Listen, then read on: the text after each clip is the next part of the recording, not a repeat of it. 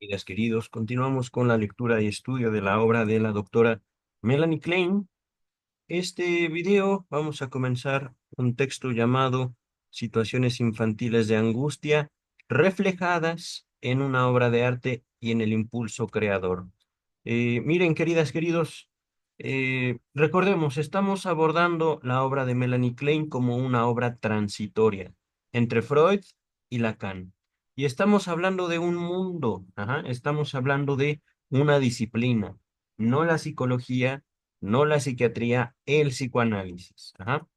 Vive todavía Sigmund Freud para 1929. De hecho, Freud muere en 1939, poquito antes de estallar la Segunda Guerra Mundial. Ajá. Eh, para estos momentos, el psicoanálisis se desarrolla en todo el mundo, pero los principales expositores siguen estando totalmente en Europa. Ajá.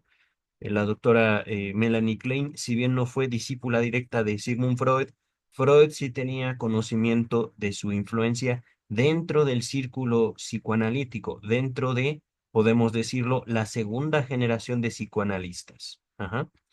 Pero justo empezamos a ver, y esto lo hemos notado casi desde que comenzamos a leer el análisis o la obra de Freud, de Melanie Klein, perdón, encontramos cómo la doctora Klein busca señalar cosas malas y cosas buenas. Ajá. No solo dentro del psicoanálisis, sino dentro de la humanidad en general. Algo distinto es Freud. Ajá. De hecho, por decirlo de una manera, algo distinto. Recordemos, por ejemplo, una de las más grandes obras del psicoanálisis, Tótem y Tabú.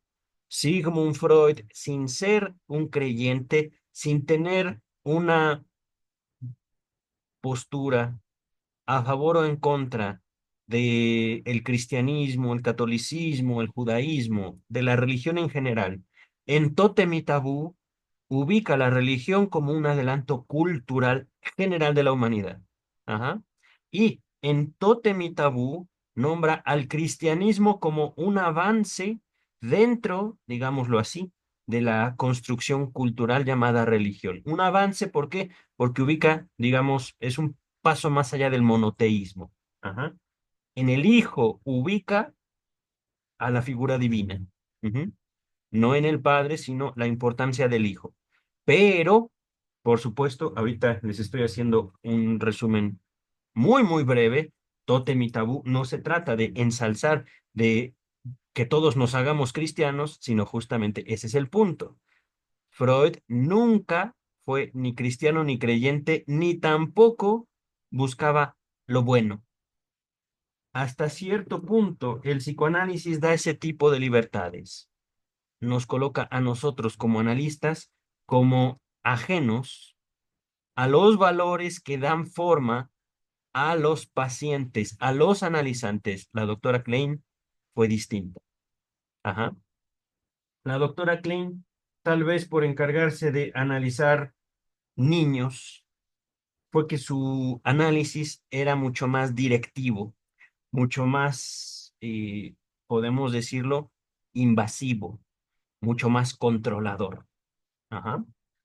Ella sí decía, hay cosas buenas y cosas malas para ti, niño o niña. Y por lo tanto, yo te voy entre que analizar y educar y cuidar. Él no. Freud era diferente. Ajá. Y con esta advertencia comenzamos este texto. Texto, como ya lo había dicho, 1929. Todavía vivía el doctor Sigmund Freud, pero vamos a ver qué dice la doctora Klein y espero, por supuesto, acabar este texto en un solo video. Es un texto de más o menos 10 páginas. Dice la doctora Klein, mi tema principal es el interesantísimo material psicológico subyacente a una ópera de Ravel, que actualmente se representa en Viena. Mi relato de su contenido está tomado casi textualmente del resumen de Eduard Jacob en el Berliner Tageblatt. Voy a decirlo así, seguramente no se pronuncia así, debe ser alemán, no sé hablar alemán, es un idioma muy complejo para mí. Agüita. Dice la doctora Klein, Un niño de 6 años está sentado ante sus deberes. Entiendo su tarea, ajá, pero no los hace, no hace la tarea. Mordisquea su lapicera y despliega ese estadio final de la pereza en el que el Enui ha pasado a ser Carfart. No entiendo estas referencias. Enui y Carfart. Vamos a ver. Permítanme un segundo, aquí tengo mi celular. Es posible que no lo encontremos. Estoy ya ingresando en Google. Ajá. Eh, Uy, aburrimiento. Es francés. Ennui es un término de origen francés cuya traducción más directa al español es aburrimiento, aunque también es usado también en la filosofía y la psicología con significados como depresión o aburrimiento crónico. Podríamos decir apatía. Ajá. Ahora, ¿qué es Carfart?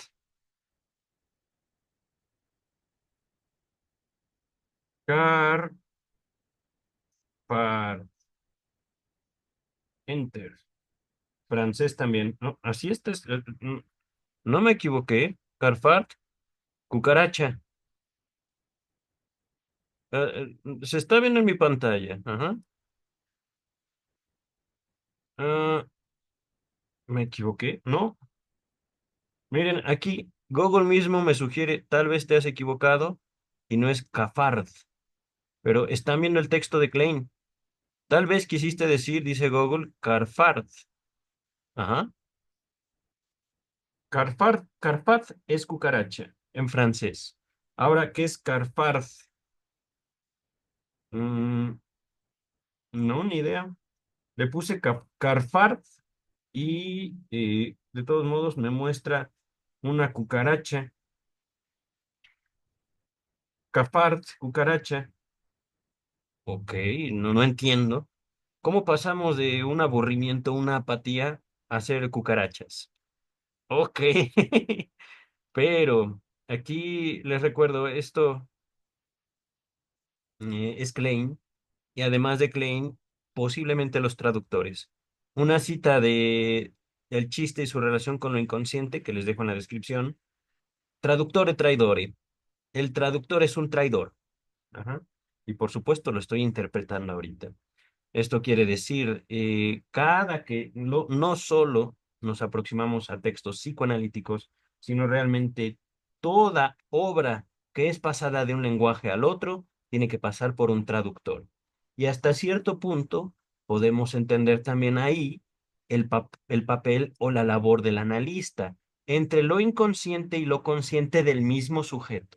Ajá. Pero el chiste es su relación. Primera cita o primera referencia de este texto. Entonces, no quiero hacer los estúpidos deberes, dice el niño. Exclama en voz dulce de soprano. Quiero ir a pasear al parque. Lo que más quisiera es comerme todas las tartas del mundo, o tirar de la cola del gato, o arrancar todas las plumas del loro. Quisiera reprender a todos. Ante todo, quisiera poner a mamá en el rincón. Se abre ahora la puerta. Todo lo que hay sobre el escenario es muy grande para destacar la pequeñez del niño. De modo que todo lo que vemos de su madre es una falda, un delantal y una mano. Un dedo lo señala y una voz pregunta afectuosamente si ha hecho los deberes. El niño se revuelca con rebeldía en su silla y le saca la lengua. Ella se va. Todo lo que oímos es el ruido de su falda y las palabras. Tendrás pan seco y nada de azúcar para tu té.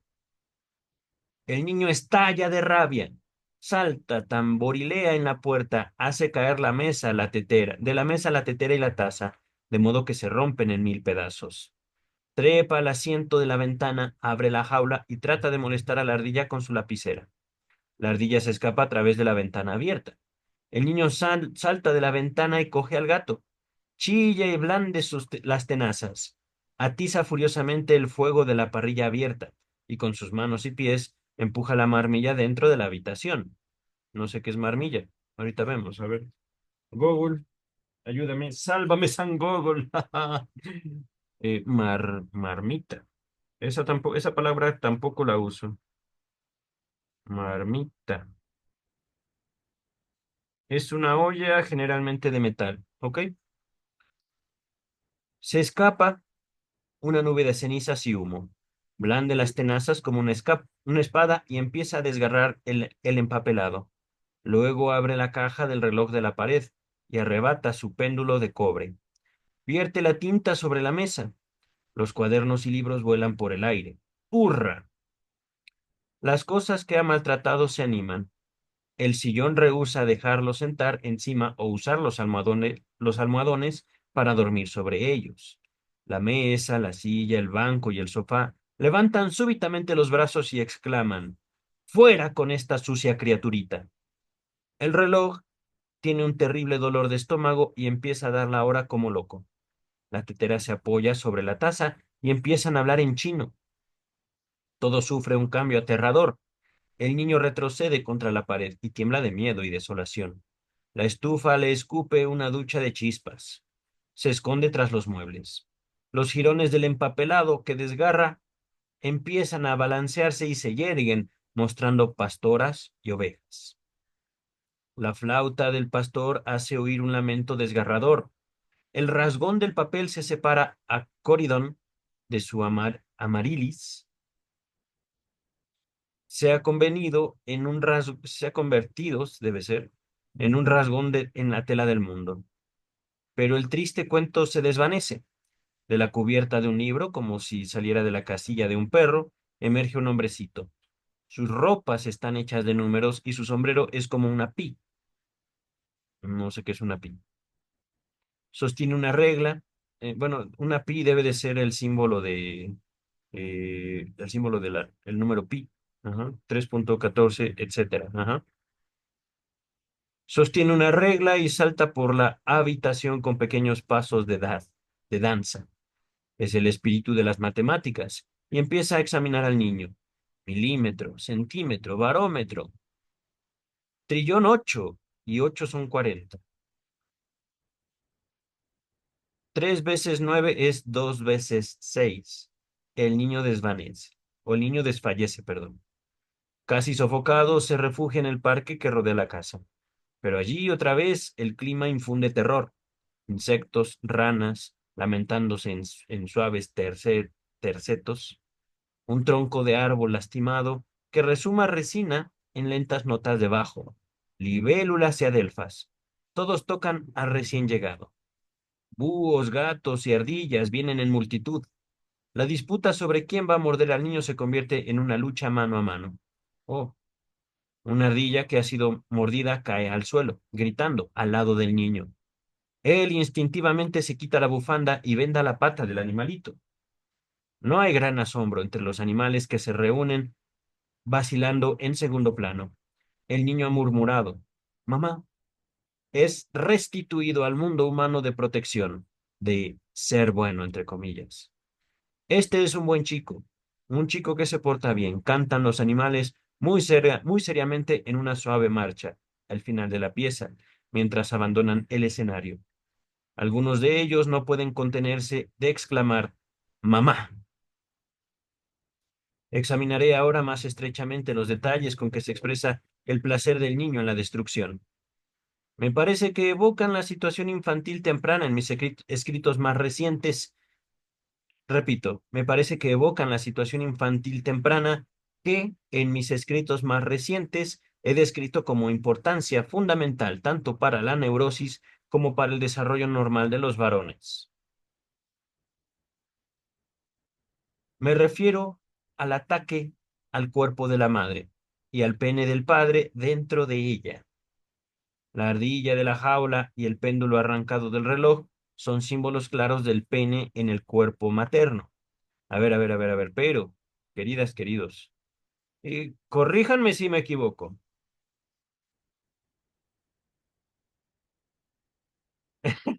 Lo voy a poner así, lo voy a decir así. Para los niños, varones, infantes, mamá tiene pene, ¿sí o no?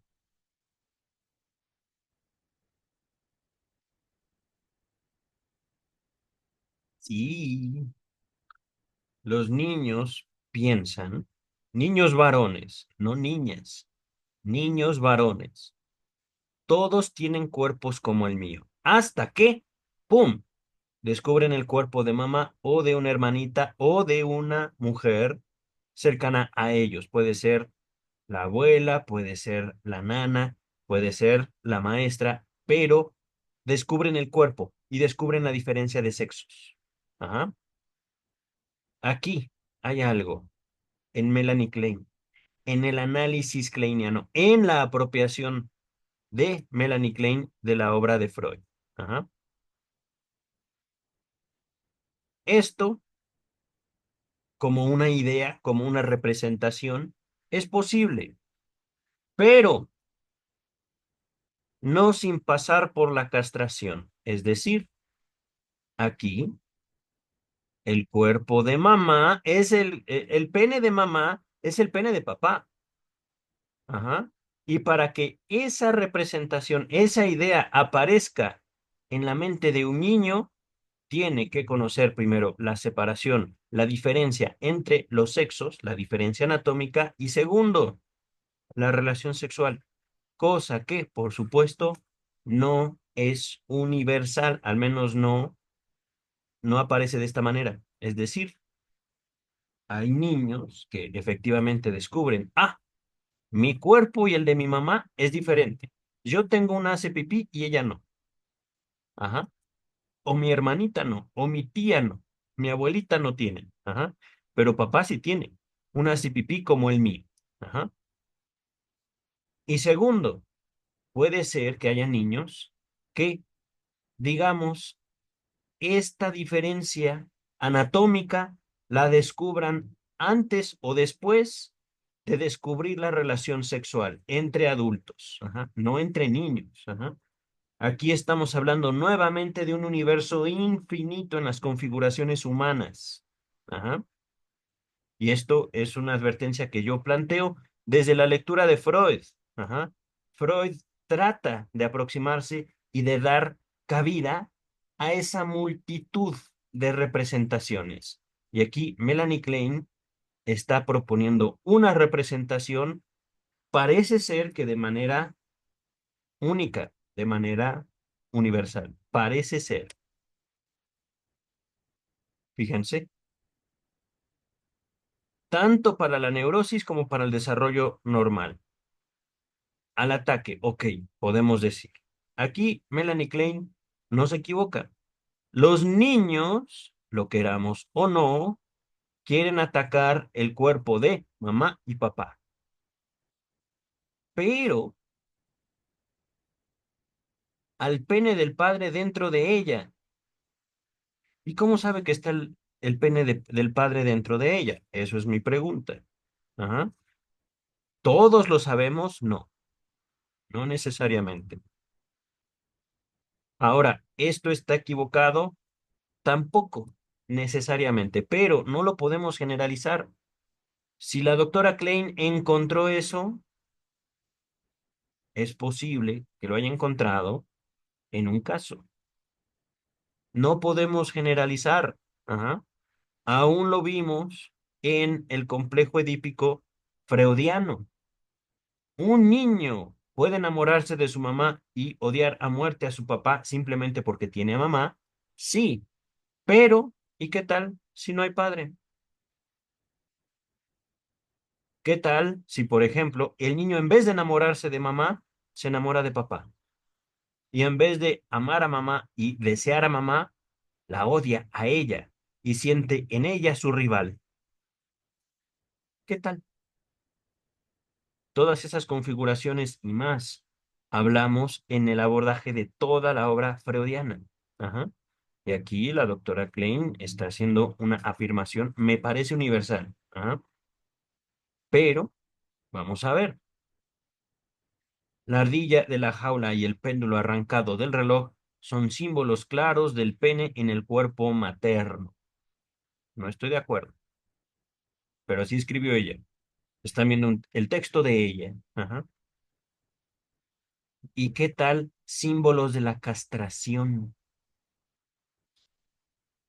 Por supuesto, ahorita estoy hablando la castración. también como un universal, cuando realmente todos y cada uno podemos construir, que de eso se trata, una representación, una idea de la pérdida, de el peligro, de la ansiedad. Ajá. Ahorita la doctora Klein dice, yo le voy a quitar a mamá lo que papá le da. Es lo que está diciendo ella. Ajá. Y por supuesto, esto no se entiende sin la interpretación de los sueños. Les dejo la interpretación de los sueños. Al menos en la descripción e interpretación de los sueños en este video, eh, al menos en la obra de Amorortu, esta de aquí. Ajá. Sigmund Freud, obras completas, ya la tenemos toda leída y estudiada en este canal. Estamos ahorita leyendo la traducción por Luis López Ballesteros. Ajá. En este canal la estamos revisando, pero estamos llegando apenas al proyecto de psicología. Esto yo creo que para mayo del 2025. Ujú. Para la interpretación de los sueños nos falta bastante en Luis López Ballesteros, pero ya la tenemos toda en Ediciones Amorortu. Ajá. Entonces, para esto, breve resumen tanto de la interpretación de los sueños como el análisis del arte y las fantasías, la creatividad en Sigmund Freud. La hipótesis fundacional del psicoanálisis, el sueño como cumplimiento de deseo, nos dice, por ejemplo, el sueño es la manifestación de la psique, de la mente humana, la, la, la primera obra de la mente humana, el sueño. Ajá.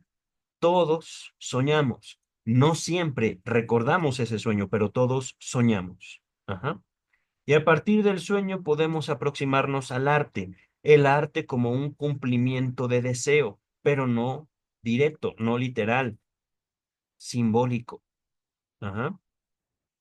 Ahora, ¿todos los deseos son lindos? No. También podemos desear castigo para nosotros mismos o el mal a otras personas. Ajá. Entonces, lo que la doctora Klein hace aquí es una interpretación, pero una interpretación donde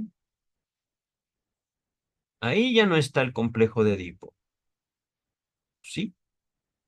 Allá hay un castigo directo a mamá y a papá. Ajá.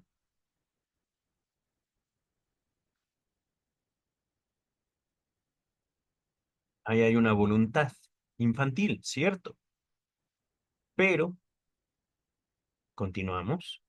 El hecho de que es el pene del padre y que está en el acto del coito con la madre, está indicado por la rajadura en el empapelado que sepa que esto parece ser de directo de la obra, de la ópera, separa a Coridón y de su Amarilis, de la que se ha dicho que para el niño se ha convertido en un rasgón en la tela del mundo. Pero fíjense, es una interpretación de ella, que ahorita ella está asegurando que es así.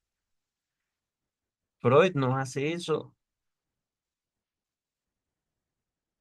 Esto es curioso. Y esto, justamente, estamos estudiando a Klein no para hacernos psicoanalistas kleinianos, sino para observar lo que se hizo con la obra de Freud, aún Freud estando vivo. La doctora Klein está haciendo una interpretación como un acto de poder. Y en el psicoanálisis, la interpretación no viene del analista, sino del analizante. Por supuesto, para decir esto hay que estudiar a Sigmund Freud y decir claramente, Klein no es Freud. Klein no solo tuvo opositores en el movimiento analítico, también tuvo su lugar en la historia. Ajá. No como buena, no como mala, simplemente como Klein, no como Jung. Jung sí fue más bien bastante nefasto. Carl Gustav Jung. Pero continuamos con el texto. Ahora bien, ¿Qué armas emplea el niño en sus ataques a los padres unidos? La tinta venida, así dice venida, yo creo que es vertida, derramada sobre la mesa, la marmita vaciada, de la que escapa una nube de ceniza y humo, representan el arma que todo niño pequeño tiene a su disposición. ¿Cuál arma? ¿La orina? No sé. El recurso de ensuciar con excrementos. Ok, ok. ¿En qué momento se convirtió en un arma, querida doctora Klein? ¿No dice el doctor Freud que los excrementos son la primer posesión y al mismo tiempo también el primer regalo que nosotros como niños damos a mamá y a papá? ¿En qué momento se convirtieron en un arma? Y por supuesto, esto de los excrementos y el regalo, estudien, les dejo en la descripción textos sobre neurosis obsesiva. Obsesiva. Dice el texto. Romper cosas, desgarrarlas, usar tenazas como espada. Esto representa las otras armas del sadismo primario del niño, quien emplea sus dientes, uñas, músculos, etcétera. Ok, si usted lo dice. En mi artículo ante el último Congreso, 1928, y en otras ocasiones en nuestra sociedad psicoanalítica, he descrito esta fase temprana del desarrollo, cuyo contenido es el ataque al cuerpo de la madre con todas las armas de que dispone el sadismo del niño. Miren, al menos aquí no se equivoca la doctora Klein. Tengan cuidado, queridas, queridos, si son analistas o si son papás, ajá, o si son educadores, ajá, que los niños, las niñas, podrían disfrutar enormemente del sufrimiento ajeno, ya sea de papá, de mamá o de otros niños. En el psicoanálisis no podemos sostener que los niños sean inofensivos. Hay que enseñarles que son capaces de hacer daño y ese daño que hacen voluntaria o involuntariamente puede regresárseles. Pueden ser lastimados si ellos son malos con los demás. Ajá. Y no sabemos con qué intensidad. Ese es el peligro de la violencia. Ajá. Aún así, la violencia, y esto ya viéndome muy directo y muy firme en esto, la violencia forma parte de la conducta sexual humana. En la violencia, en su ejercicio, al hacer o al recibir, el ser humano obtiene placer y es una fuente importantísima de placer al momento tanto de la relación sexual como de las relaciones sociales. Entonces, no podemos eliminar y no queremos como humanidad eliminar la violencia. No nos conviene del todo. Ajá. Pero más de violencia en otro momento. Ahorita el texto. Dice Klein, ahora empero puedo ampliar este enunciado anterior y decir más exactamente dónde debe insertarse esta fase en el esquema del desarrollo sexual propuesto por Abraham, Carl Abraham, un discípulo directo de Freud. Ajá. Mis resultados me llevan a concluir que la fase en el sadismo. A ver otra vez, mis resultados me llevan a concluir que la fase en que el sadismo está en su apogeo en todos los campos de que deriva precede a la primera fase anal y adquiere una importancia especial del hecho de que es también en este estadio del desarrollo donde las tendencias edípicas aparecen por primera vez. Ok, lo dejo en pantalla un minuto y es verdad, cambié esta palabra por importancia. Ajá. Significación. Es lo mismo. Significación, importancia. Unos segundos mientras tomo agua. Ahora, aquí la doctora Klein no está del todo equivocada, pero esto se los advertí desde el principio. Yo estoy diciendo, el sadismo no es bueno, no es malo, puede ser peligroso, pero vaya que es rico. Ajá, lo estoy diciendo yo. Klein no lo está diciendo. Pero Lo señalo porque es posible que Klein, Melanie Klein, quiera eliminar el sadismo. Se los anticipo así. Ajá. El sadismo aparece allá, dice Klein, antes de que el niño o la niña aprenda a controlar esfínteres y ubique en el manejo de sus esfínteres uretrales y anales un placer. Antes de eso, y posiblemente esté relacionado con el descubrimiento de las figuras primarias, papá y mamá. Ajá. Es decir, que el conflicto edípico empieza bajo la completa dominación del sadismo. Ok, una observación de Klein. Posiblemente cierta, debo decirlo. Posiblemente. No lo sé. No soy Klein, dice el texto. Es que miren, porque digo que no soy Klein, porque Freud exponía hipótesis y las desarrollaba. El sueño como cumplimiento de deseo. ¡Pum! Toda la interpretación de los sueños. Toda. Y ahí está el deseo. Humanidad, he aquí tu deseo. Complejo de Edipo. No. Sí, sí. Sí. Pero, complejo de Edipo, queridas, queridos, es un universo. Ajá. Si nos quedamos con papá, mamá, no, no, no, no, no, no, no. Más allá, más allá. Hay que escuchar. Pero, dice el texto, mi suposición de que la formación del superyo sigue de cerca al principio de las tendencias edípicas y que por consiguiente el yo cae bajo la influencia del superyo, incluso en este periodo temprano, explica, según creo, por qué esta influencia es es tan tremendamente poderosa. Aquí, queridas, queridos. Despacito. Eh, mm, con calma. No hay que correr. Primero, Klein dice claramente su suposición. Segundo, estamos hablando super yo. Yo quiero ser como papá, yo quiero ser como mamá, pero yo como niño no sabemos qué es papá y mamá. Entonces me aproximo más bien a la figura de un hombre superpoderoso y de una mujer súper inocente y súper tierna, cosa que así no son papá y mamá. Por eso hablamos de un super yo.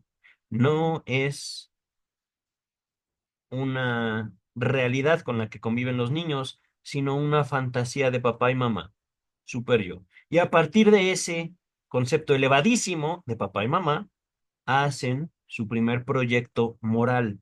Es que papá me dice que no mienta. Entonces le diré que es un estúpido. Sí, me explico. Eso, la formación del super yo, sigue de cerca al principio las tendencias edípicas, es decir, identifico a un papá y una mamá súper maravillosos, me enamoro de ellos. Ajá. Y por consiguiente, el yo cae bajo la influencia del super yo, incluso en este periodo temprano. Queridas, queridos, aquí me separo de Klein. Yo estoy ilustrando el super yo de una particular manera, pero al parecer, ella ya ubicó, la doctora Klein ubicó a un pobrecito yo que se ve sometido por la influencia de esas figuras feas, malvados, superyoes. Malvados papá y mamá. Ajá. Por supuesto, yo ahorita estoy ubicando al superyo entre la fantasía infantil y las necesidades sexuales infantiles. Y con sexuales no estoy hablando del cuerpo, estoy hablando de super. Estoy hablando de papá es un superhombre y mamá una supermujer. Ajá. Ahí está jugando el narcisismo. Y justamente no podemos hablar de una sexualidad infantil sin un narcisismo infantil. Ajá. El super yo, y esto no viene de Freud ni de Klein, sino de mí, el super yo es un reflejo del narcisismo infantil. Es decir, papá puede ser un mujeriego, un borracho, un parrandero, jugador, lo que ustedes quieran, pero para mí, su hijo, papá es el mejor hombre del mundo. Ajá. Y, por supuesto, no lo estoy viendo a él, me estoy viendo en él. Y al mismo tiempo, quiero ser como él. De lo peor, socialmente hablando, culturalmente hablando, personalmente y humanamente hablando, él puede ser lo peor, pero para mí como niño, yo quiero ser como él. ¿Por qué? Porque es mi papá. Igual mi mamá. Mi mamá podría ser X, Y, Z y lo peor del mundo. Es más, no sale a la calle porque la apedrean, pero es mi mamá y yo la amo y la voy a defender con todo lo que soy. Te soy un niño de 3 4 años. Ajá. Estoy completamente enamorado de papá y mamá, por ponerles un ejemplo. Y aquí la doctora Klein no está hablando tanto de un super yo como yo lo estoy exponiendo, fantástico, un super yo donde yo como niño expongo también lo que me constituye un narcisismo, no como Juan Luis, sino como niño, ajá, no como yo, no como mi persona, sino los niños son la esencia del narcisismo. Y si hablamos de un narcisismo en adultos, es gente inmadura, es gente que no tolera la frustración y es gente que siempre quiere dominar justamente como lo haría un niño. Ajá.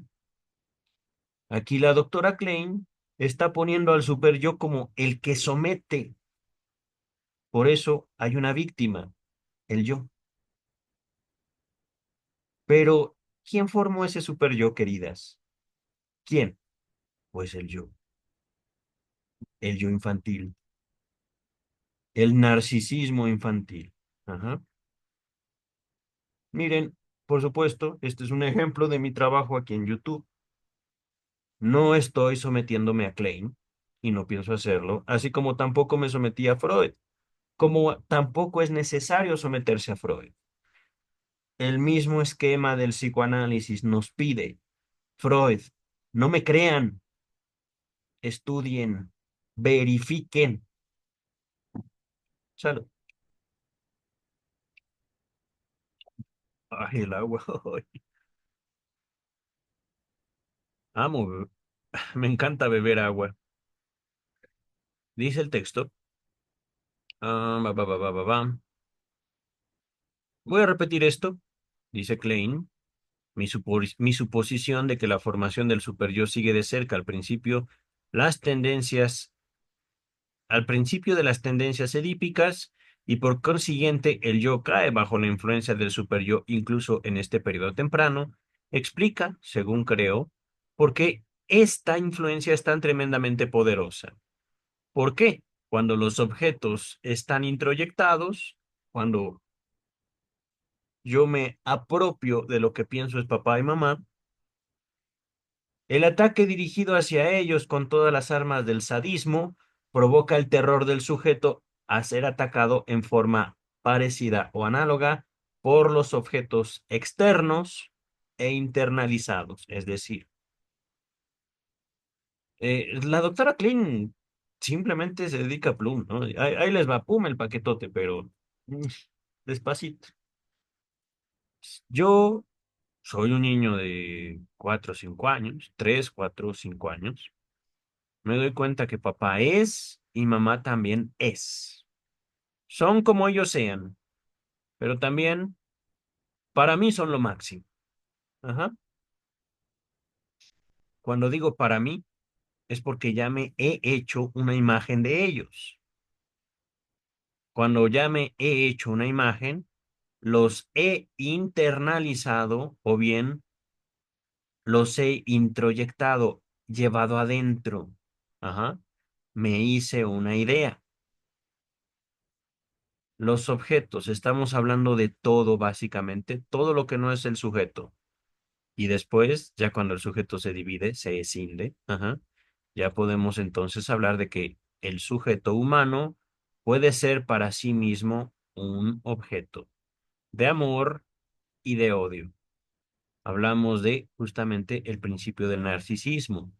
Yo me amo y yo también soy capaz de odiarme a mí mismo. Ajá. Yo soy para mí. ¿Me explico? Dice el texto, si yo soy capaz de atacarlos, entonces, ¿por qué ellos no serían capaces de atacarme a mí? Los de afuera y los de adentro, ¿eh?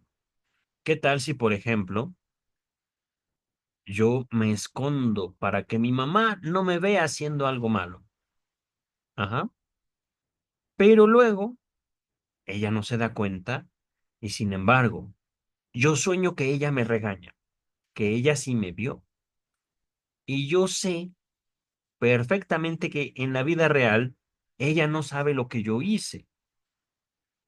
Pero al despertarme de ese sueño, voy y le pido perdón porque hice lo que ella me prohibió hacer.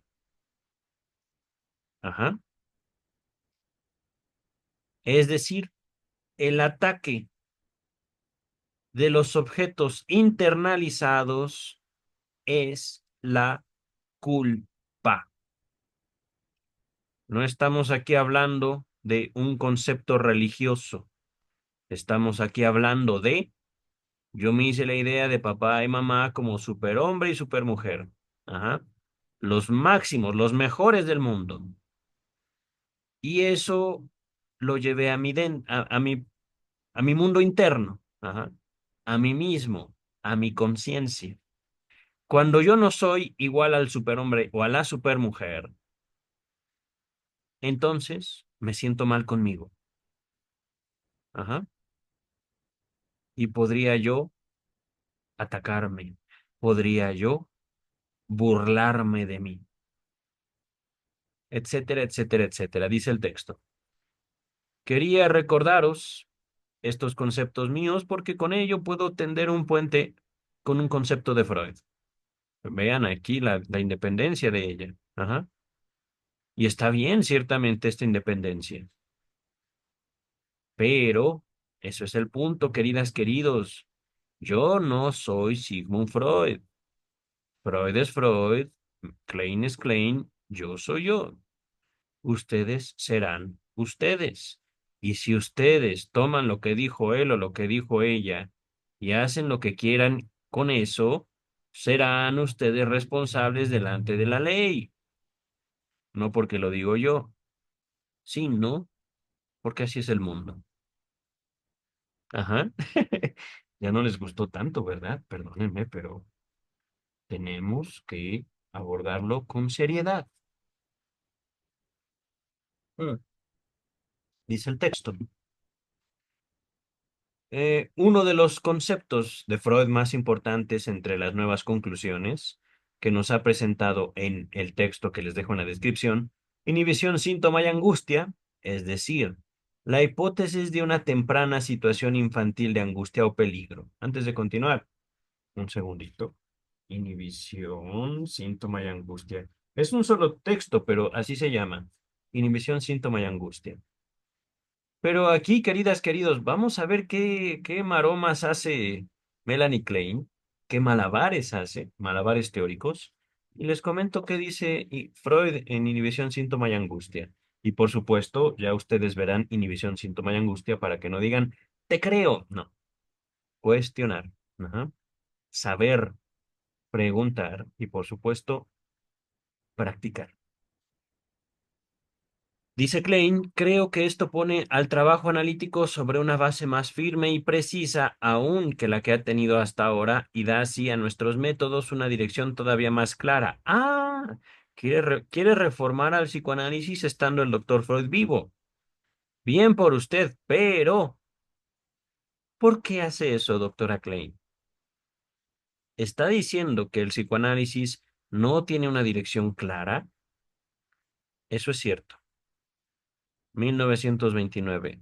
Todavía Freud vive, pero Freud ya está siendo afectado por diversas enfermedades, que recordemos, Freud muere por ya un cáncer avanzado en su mandíbula. Ajá.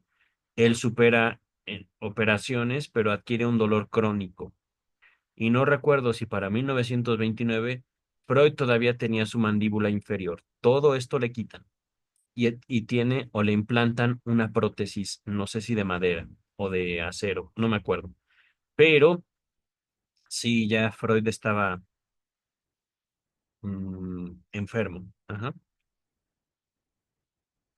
Aquí no podría yo decirles que toda la culpa de la dirección no tan clara que tenía el psicoanálisis era de Sigmund Freud, pero para eso todavía trabajamos, queridas y queridos. Y ciertamente, ¿cómo decirlo? No toda el... mm, No estoy hablando tanto de responsabilidad o no pienso tanto en responsabilidad, ni culpas, hablando de esta característica del psicoanálisis. Es que si el psicoanálisis no se enseña en la universidad y particularmente en México, que es donde yo vivo, si el psicoanálisis adquiere un carácter, digámoslo así, paraestatal, no es reconocido por el Estado mexicano, esto es por características específicas del psicoanálisis. Ajá. No puedo decir que el análisis sea una teoría anarquista. Hay orden en el psicoanálisis y de hecho es un orden firme. Ajá. Un orden, pienso yo, claro, pienso yo. Tal vez Melanie Klein tenga otra opinión, pero eh, es también un orden que permite a lo subjetivo existir, cosa que en la academia no es tan sencillo. Dar una dimensión a lo humano subjetivo. Ajá. Y de hecho, justamente en esta humanidad, el psicoanálisis transgrede al anarquismo mismo. El psicoanálisis, e incluso podríamos decirlo, se aproxima más a un conservadurismo político, pero en la práctica es mucho más libre que el más salvaje de los anarquismos. Ajá. Esto es curioso y en eso también hay mucho que decir, mucho que explorar, pero para ello hay que leer a todo Freud. Ajá. Dice el texto. Voy a repetir esto.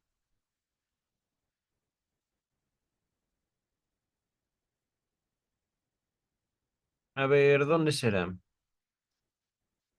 Creo que esto pone al trabajo analítico sobre una base más firme y precisa, aunque en la que ha tenido hasta ahora, y da así a nuestros métodos una nueva dirección más clara todavía. Pero a mi entender también hace al análisis una nueva exigencia. La hipótesis de Freud es que hay una situación infantil de peligro que sufre modificaciones en el curso del desarrollo. Y es que la fuente de la influencia ejercida por una serie de situaciones de angustia. A ver, otra vez. La hipótesis de Freud es que hay una situación infantil de peligro que sufre modificaciones en el curso del desarrollo y que es la fuente de la influencia ejercida por una serie de situaciones de angustia. Querida doctora Klein, ¿cómo concibe usted la sexualidad infantil? ¿Qué es eso, querida doctora Klein? Dígame, ¿qué es la sexualidad infantil? Lo diré yo. La sexualidad infantil es el progresivo control que los niños van ganando primero de su cuerpo y posteriormente del mundo. Ajá. Nos apropiamos de nuestro cuerpo, adquirimos nociones de bueno y malo en un sentido de placer-displacer, para luego extenderlas, modificarlas a satisfacción e insatisfacción. Podrá hablar Podremos hablar de dolores satisfactorios y de placeres insatisfactorios. Ajá. Podremos hablar también de una evolución humana en el sentido subjetivo y social que nos permite sostener la civilización a partir del cuidado que podemos procurar a los más pequeños. He ahí el planteamiento de Freud en Tótem y Tabú, Inhibición, Síntoma y Angustia, y pienso también Psicología de las Masas y Análisis del Yo. Les dejo esos tres en la descripción. Por supuesto, no es todo.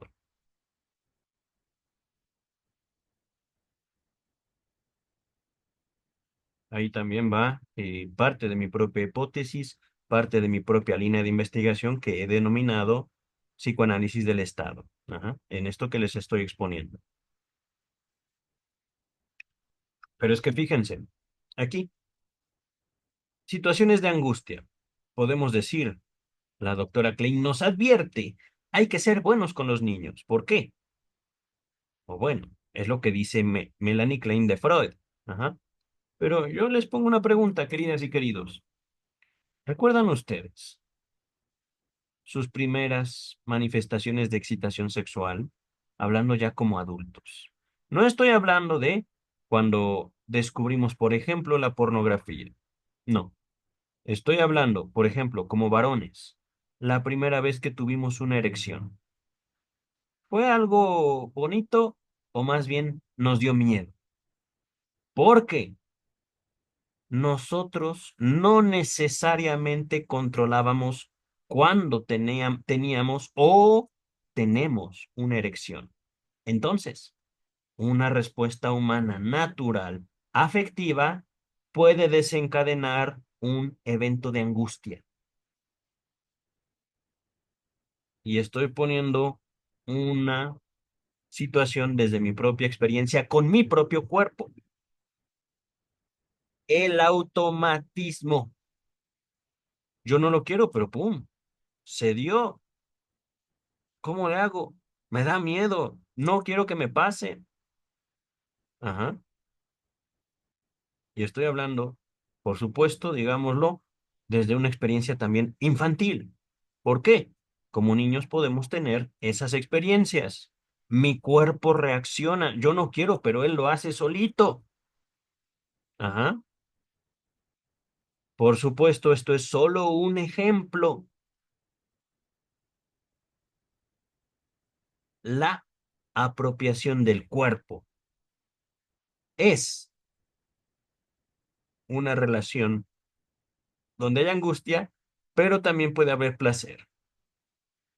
Es una construcción de la identidad propia, es una construcción del lugar de uno, hombre o mujer, en el mundo, adulto o niño. Ajá. Pero aquí la doctora Klein, angustia mal. Me explico. Dice el texto. Ahora bien, la nueva exigencia hecha al psicoanálisis es esta: que el análisis debe de descubrir por completo estas situaciones de angustia directamente hasta lo que yace en lo más profundo.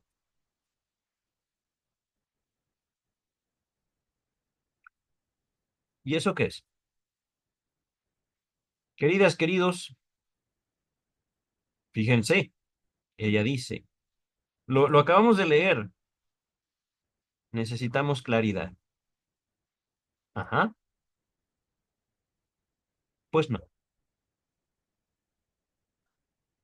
Ella dice, yo he llegado a lo más profundo. Bueno, bravo. Bien por usted, doctora Klein. Ya, termina mi actuación. Interpretación de los sueños, el ombligo del sueño. ¿A dónde va el análisis, querida doctora Klein? ¿Qué es lo que queremos como analistas?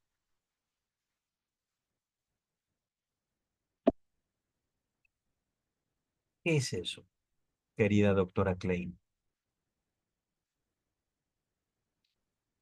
El ombligo del sueño Fue una idea propuesta por Freud. Ahí donde el análisis no nos lleva a ningún lado.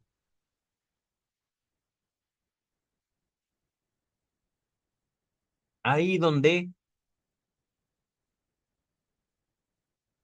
no podemos decir es mejor no analizar, sino que podemos perder el tiempo. Podemos simplemente dar vueltas en lo mismo.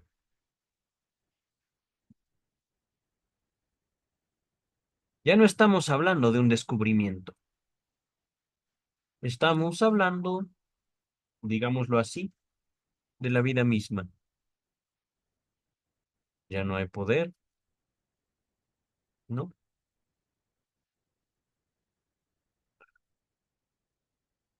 Ya no hay necesidad de poder. Hay, no me acuerdo exactamente dónde está lo del el ombligo del sueño. Está en la interpretación de los sueños, pero definitivamente no está al principio. Ya está avanzado el texto de la interpretación de los sueños. Lo voy a buscar y ver si es posible encontrar el ombligo del sueño. Ajá. Y creo que, si mal no recuerdo, pueden buscarlo así en internet. Creo que hay blogs de institutos psicoanalíticos que hablan sobre el ombligo del sueño.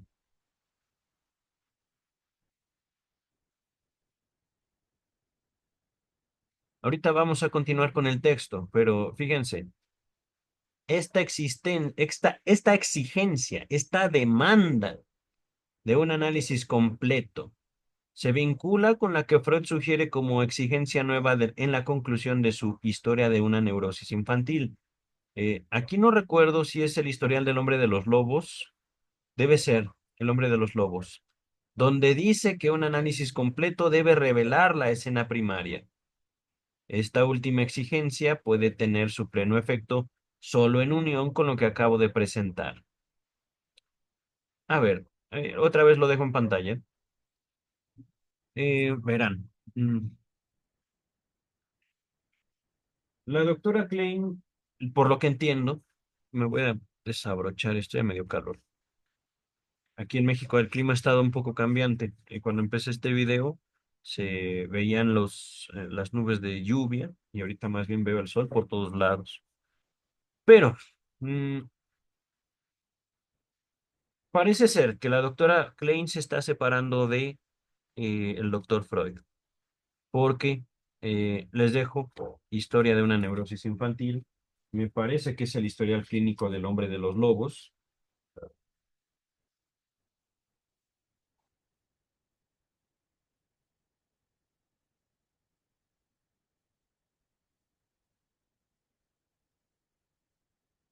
A ver, ¿en qué estaba?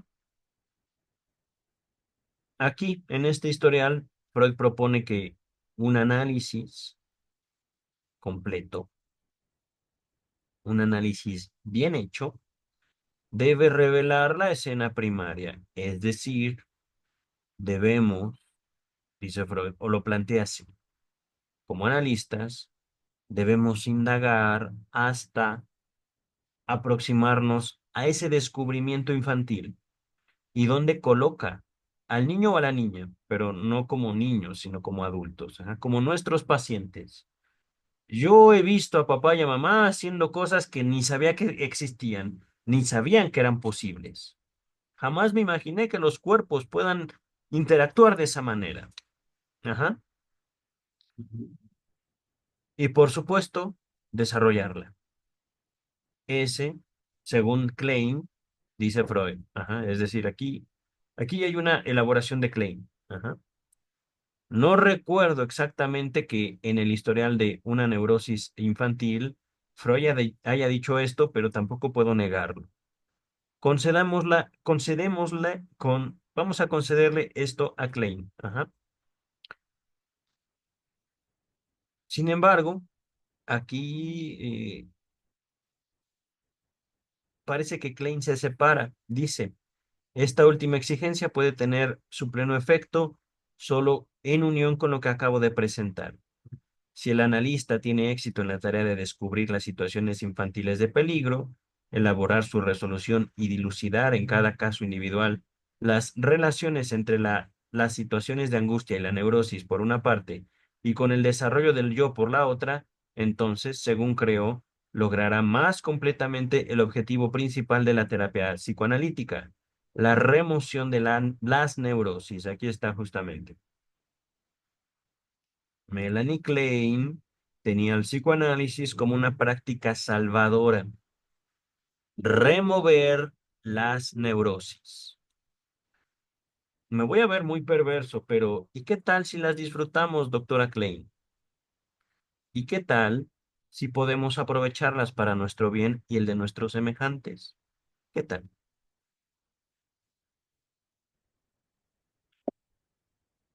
¿Eso es posible?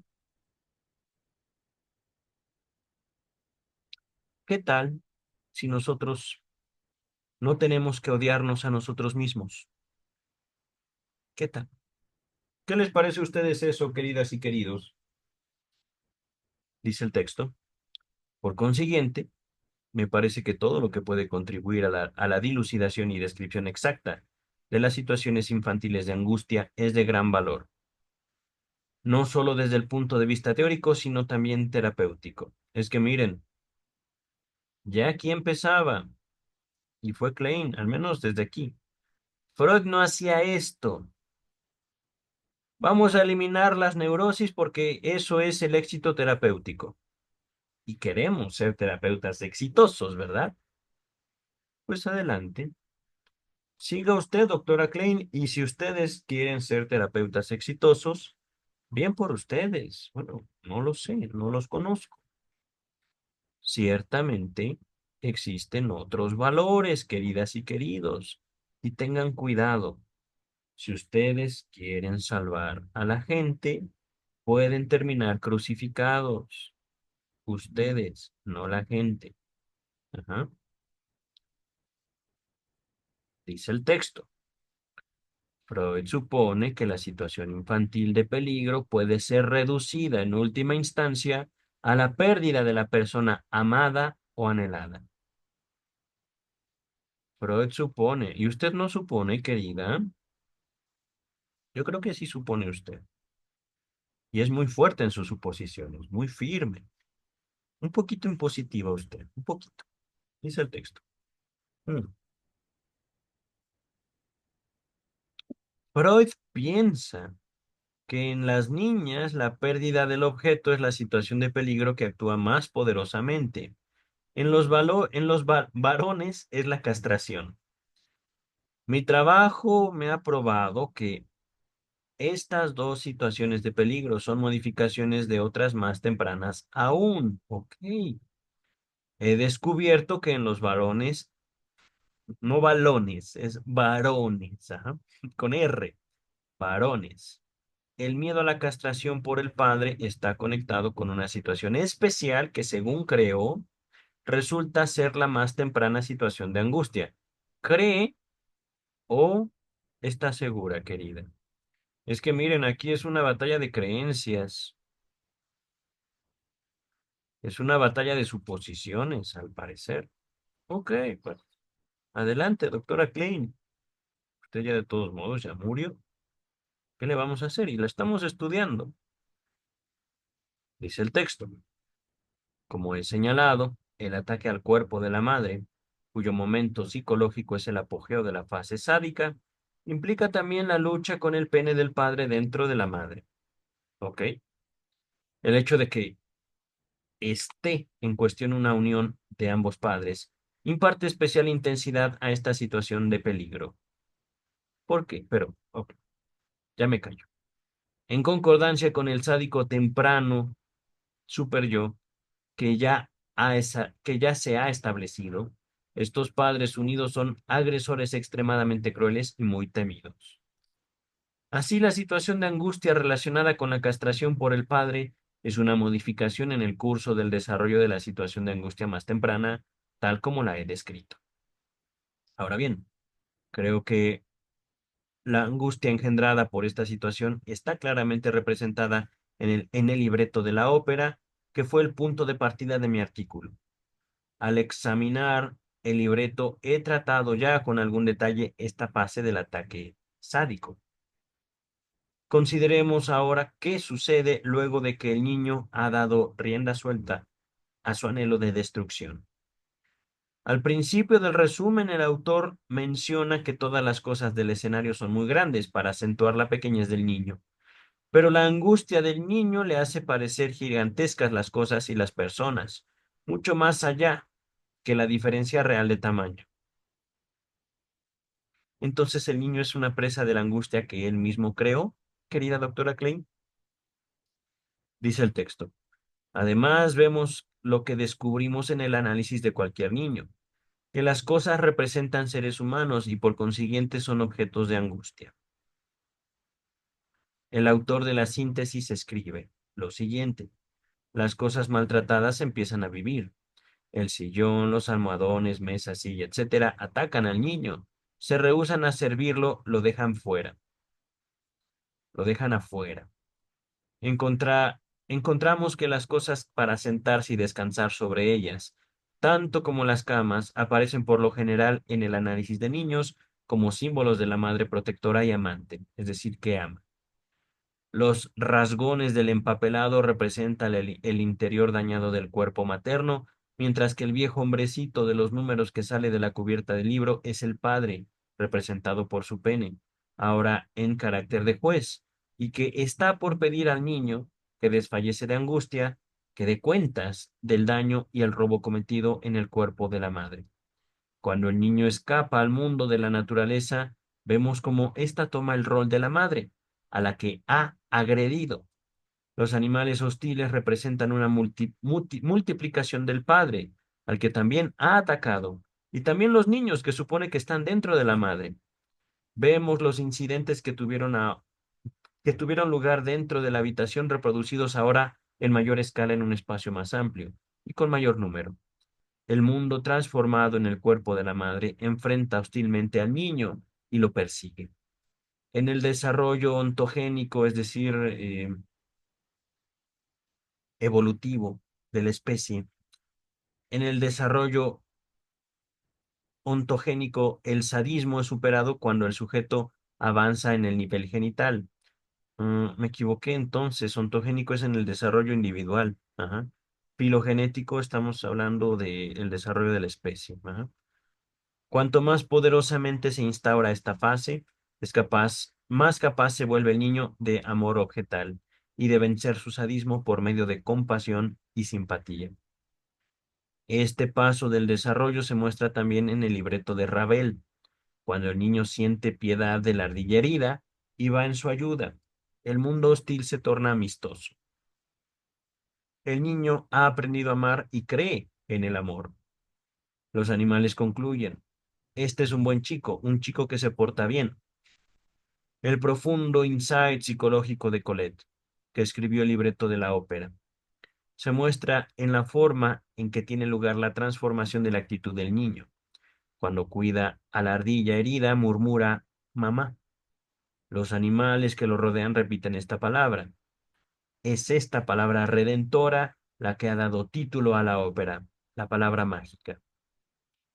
No lo voy a leer en alemán, discúlpenme. Es malo mi alemán. Pero aprendemos también del texto cuál es el factor que ha contribuido al sadismo del niño. Él dice: quiero ir a pasear por el parque. Ante todo, quiero comerme todas las tartas del mundo. Pero la madre lo amenaza con darle té sin azúcar y pan seco.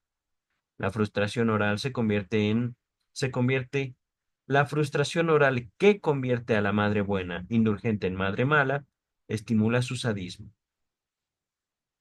Pienso que podemos comprender ahora por qué el niño, en vez de hacer tranquilamente sus deberes, se ha visto involucrado en una situación tan displacentera.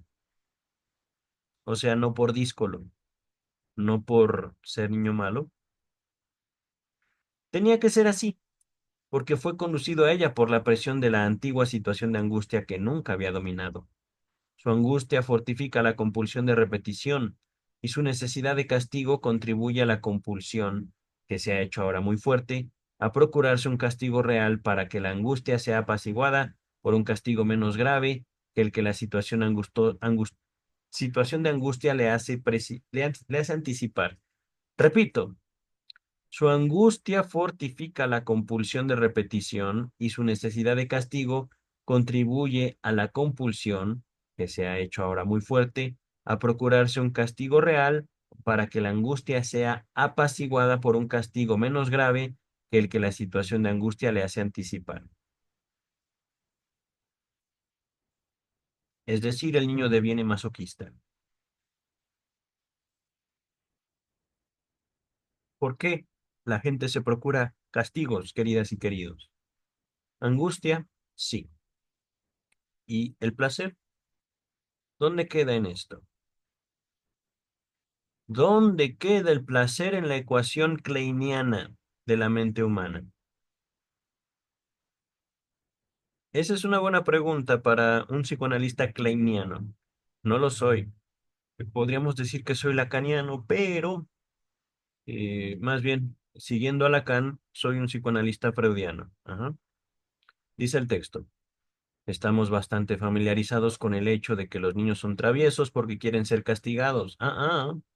Pero parece de la mayor importancia descubrir qué papel representa la angustia en este anhelo de castigo y cuál es el contenido ideatorio que subyace o está debajo a esta angustia urgente. Cuando digo que no, queridas, queridos, yo era travieso porque quería hacer mi santa voluntad. Si me descubrían, realmente yo no lo quería así. Yo no quería que me descubrieran. A veces lo hacían y por supuesto que cuando me descubrían, entonces viene la angustia, al menos en mí.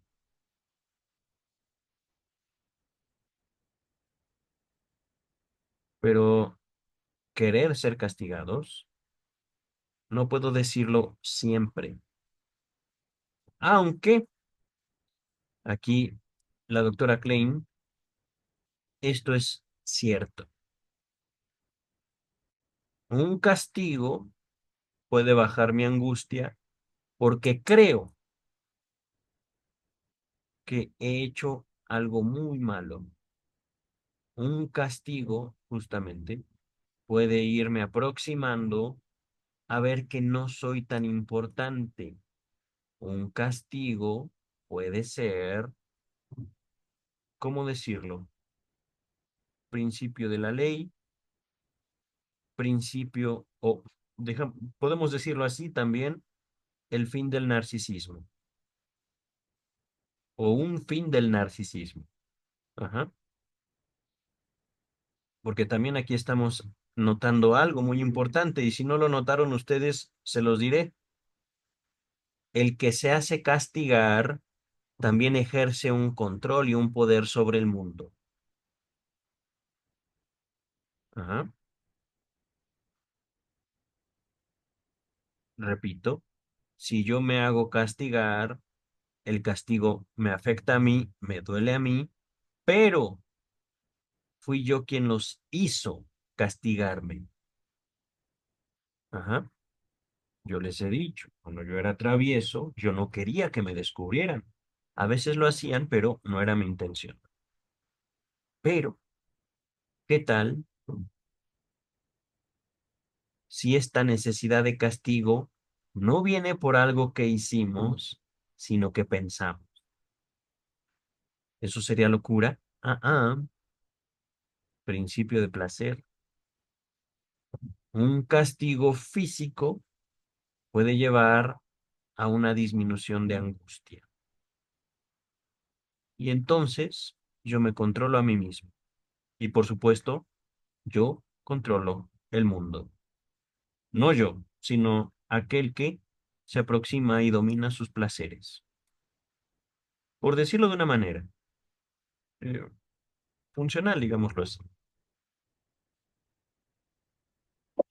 Dice el texto.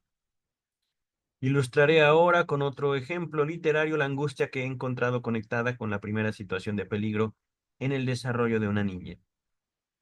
En un artículo titulado El espacio vacío, Karin Michels da un relato del desarrollo de su amiga. la pintora Ruth Haar. Ruth Haar poseía un notable sentido artístico que empleaba especialmente en el arreglo de su casa, pero no tenía pronunciado talento creador. Hermosa, rica e independiente, pasaba gran parte de su vida viajando y constantemente dejaba su casa, en la que había gastado tantos cuidados y gusto. A veces era presa de accesos de profunda depresión que Karin Michels describe como sigue. Había solo un punto negro en su vida, en medio de la felicidad que era natural en ella y que parecía sin perturbaciones. Se hundía repentinamente en la más profunda melancolía, una melancolía suicida. Si trataba de explicar esto, decía algo así. Hay un espacio vacío en mí que nunca puedo llenar. ¿Ok? Llegó el momento en que Ruth Hart se casó y parecía perfectamente feliz. Pero luego de poco tiempo reaparecieron los accesos de depresión. Miren, es que aquí me río porque ya veo a Klein como chupándose los labios. Ajá. Ya la veo, ya me la imaginé. Tiene que ser completamente feliz siempre. ¿En serio? ¿Es usted completamente feliz siempre, querida doctora Klein? Dice el texto. En palabras de Kairin Michels, el maldecido espacio vacío estaba una vez más vacío. El maldecido espacio vacío estaba, una vez más, vacío. Dejaré a la escritora hablar por sí misma, dice Kairin Michels. Os he dicho, ya que su hogar era una galería de arte moderno. El hermano de su marido era uno de los más grandes pintores del país, y sus mejores cuadros decoraban las paredes de la habitación, ¿no? Los ricos también sufren. Hay una película en México, Los ricos también lloran, pero bueno. Pero antes de la Navidad, el cuñado se llevó un cuadro que solo le había prestado. El cuadro fue vendido. Esto dejó un espacio vacío en la pared que en alguna forma inexplicable parecía coincidir con el espacio vacío dentro de ella. Ok, ok. Miren, es que es delicioso. Realmente esto es delicioso, pero ya la vi, ya la vi. Cayó en un estado de la más profunda tristeza. Bueno, bien por ella. El espacio en blanco de la pared la hizo olvidar su hermoso hogar, su felicidad, sus amigos, todo. Por supuesto, se podía conseguir un nuevo cuadro y se lo conseguiría, pero eso llevaba tiempo. Uno tenía que buscar para encontrar el cuadro justo. ¿Y ustedes creen que estaría tranquila con ese cuadro nuevo? No lo sé. El espacio vacío se burlaba horriblemente de ella. Pues sí. Marido y mujer estaban sentados uno frente a la mesa, uno frente al otro a la mesa del desayuno. Los ojos de Ruth estaban velados de desesperanza, pero de repente su rostro quedó transfigurado por una sonrisa. Te diré qué es lo que te diré lo que se me ocurre. Creo que trataré de pintarrear un poco yo misma en la pared hasta que consigamos un nuevo cuadro. Hazlo, mi querida, dijo el marido. Era seguro que cualquier pintarrajeo que hiciera no resultaría monstruosamente feo. Apenas había dejado él la habitación cuando en perfecto rapto, a ver otra vez, apenas había dejado él la habitación cuando, en perfecto rapto, había telefoneado para pedir las pinturas que solía usar su cuñado, pinceles, paleta y todo el resto del equipo, para que se lo enviaran inmediatamente, porque ricos, ajá, gente rica, ¿ok? Los ricos también lloran. Ella misma no tenía la más remota idea de cómo empezar.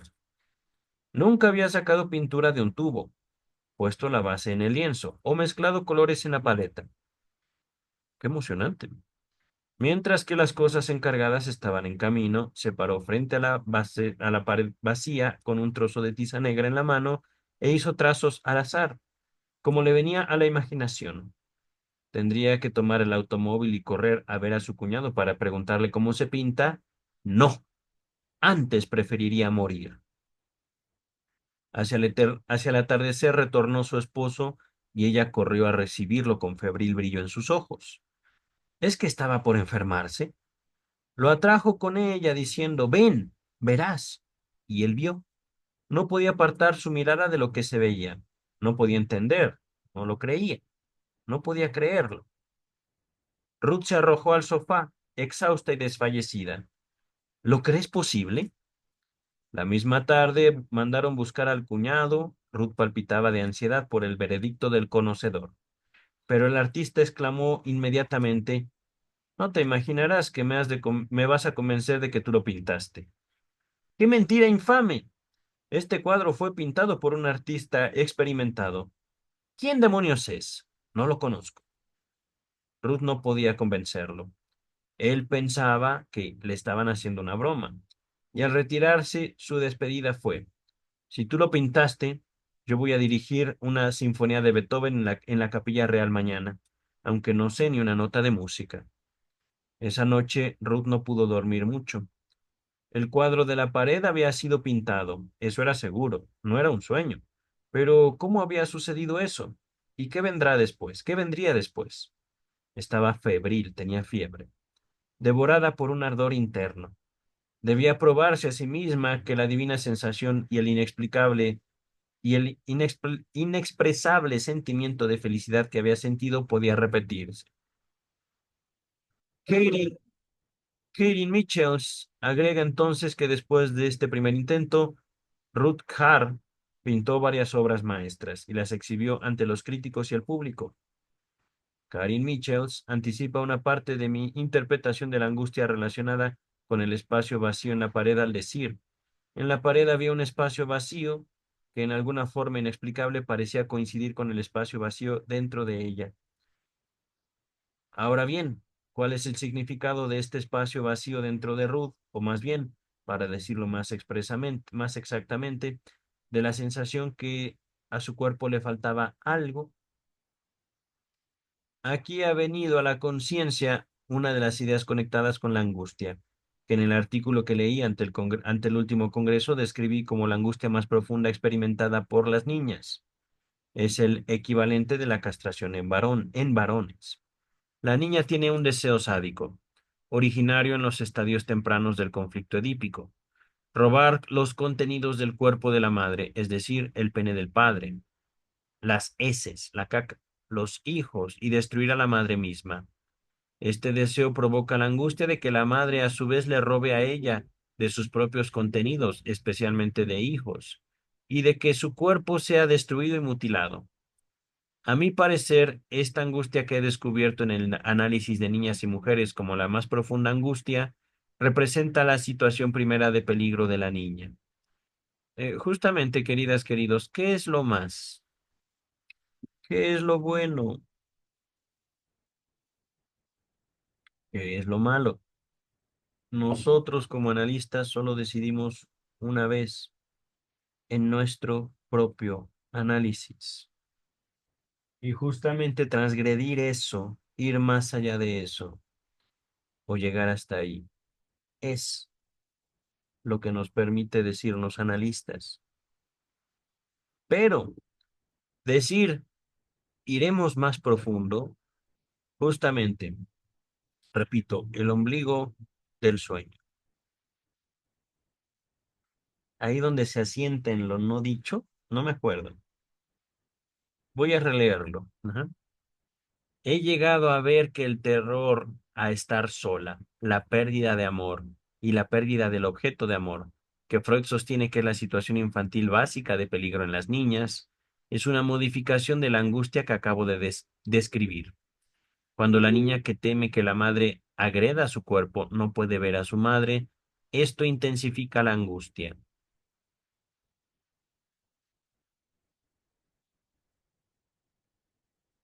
La presencia de la madre real, amante, disminuye el miedo a la madre terrorífica, cuya imagen introyectada está en la mente de la niña.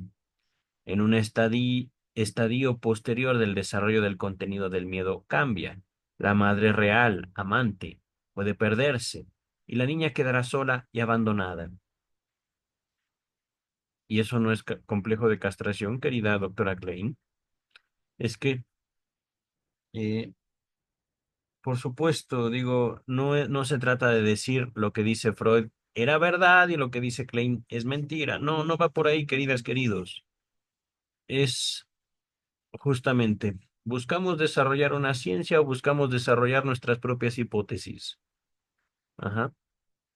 Buscamos la verdad, no subjetiva, no, es decir, no mi verdad imponerla a mis pacientes. Ajá. Buscamos mi verdad o la verdad del otro. He ahí el asunto. He ahí el punto, queridas y queridos. Al buscar la explicación de estas ideas, es instructivo considerar qué tipo de cuadros ha pintado Ruth Hart desde su primer intento. Cuando llenó el espacio vacío de la pared con la figura en tamaño natural de una negra desnuda. Aparte de un cuadro de flores, se ha dedicado a los retratos. Ha pintado ella dos veces a su hermana menor, que vivió en su casa para ella, y pasó para ella. Entiendo que pasó para ella, ok, dejémoslo así. Y además el retrato de una mujer anciana y otro de su madre. Kairi Michels describe los dos últimos como sigue. Ahora Ruth no puede detenerse. El cuadro siguiente representa a una anciana que lleva la marca en los años, de los años y de las lleva la marca de los años y de las desilusiones. Su piel está arrugada, su pelo descolorido, sus ojos suaves y cansados muestran pesadumbre. Mira ante sí con la resignación desconsolada de la ancianidad, con una mirada que parece decir, no os preocupéis ya más por mí. Mi vida está cerca del fin. ¿No es esta la impresión que recibimos de la última obra de Ruth, el retrato de su madre, una irlandesa canadiense? Esta señora tiene mucho tiempo ante sí, antes que deba poner los labios para la copa del renunciamiento. Delgada, imperiosa, desafiante, está allí, parada con un chal color de luna sobre sus hombros. Da el efecto de una soberbia mujer de tiempos primitivos que en cualquier momento puede entrar en combate con los niños del desierto, con las manos desnudas. ¡Qué mentón! ¡Qué fuerza! ¡Qué mirada altanera! ¡Qué fuerza en la mirada altanera! En la altanera mirada, perdón. El espacio vacío ha sido llenado. ¿Quién lo dice? ¿La testigo o la pintora? Es que, queridas, queridos, el espacio vacío nunca se llena y por eso es hermoso. Podemos intentar llenarlo, pero seguirá estando vacío. En ello tiene su belleza, dice el texto. Es obvio que el deseo de reparar, de agregar, el darlo psicológicamente hecho a la madre. Ok, no entendí eso.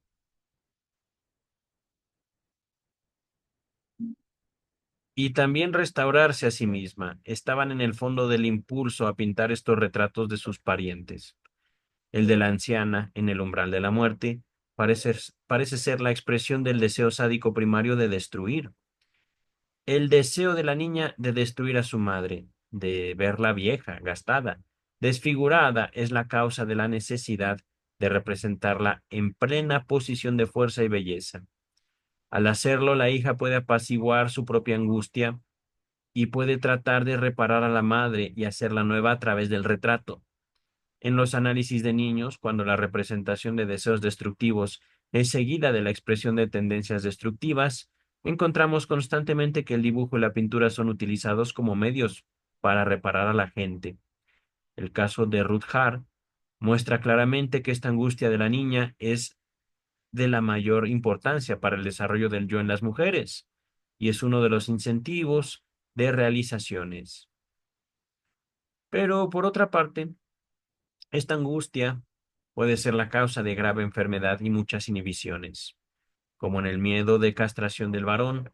El efecto de la angustia sobre el desarrollo del yo depende del mantenimiento de cierto equilibrio óptimo y del interjuego satisfactorio entre los diversos factores. Queridas, queridos, terminamos hoy. Me dejó la duda. ¿Ella fue real? Yo no la conozco. Permítame un segundo. Si encuentro los videos, si encuentro, perdón, los retratos de Ruth Hart, vamos a dejar de compartir. Me voy a Google. A ver, un segundito. Ruth Hart. Ah, miren. Ah, miren, les voy a mostrar esto que estoy viendo en pantalla. Aquí. Share. Aquí está. Ahí tienen. Pero fíjense, obituario, abril 4. Y por supuesto, acá está Klein. Esta es Melanie Klein. Ahora vamos a ver imágenes.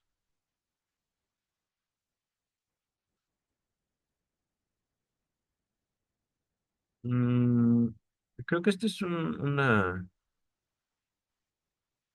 pues como tal, no veo. ¿Estos serán cuadros de Ruth Hart? Ruth Hare, no sé. Ruth Hare,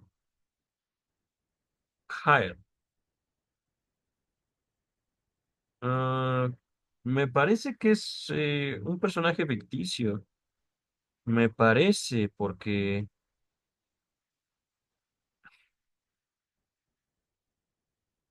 miren, sí, no es pues, ni modo. No existe. Ruth Hare. Ok, personaje ficticio. Eh, última referencia, les dejo en la descripción también los textos de Freud sobre psicoanálisis del arte. Es muy diferente de lo que acabamos de leer. Lo siento, doctora Klein, pero así son las cosas, querida. Nos vemos el próximo viernes con Vida y Obra de Sigmund Freud para continuar el lunes con Luis López Ballesteros y miércoles de Melanie Klein. Ujú. Todavía nos falta, vamos un poco más allá eh, de la mitad de las obras de Klein, pero, queridas, queridos, no perdamos de vista, digamos, el empeño analítico de relacionarnos con el mundo. Ajá. Podemos sumergirnos en una burbuja de hipótesis, pero, citando una frase de Charcot, querido, la vida es como es. Ajá. Y podemos tener las hipótesis más bellas que quieras, la vida no deja de ser la vida y hay que relacionarnos con ella. Ujú. Tus hipótesis serán muy bonitas, pero nada impide que la realidad sea como la realidad es y hay que buscarla. Ajá. Por eso podemos sostener al psicoanálisis como una ciencia. Queridas, queridos, nos vemos pronto en los próximos videos. Bye.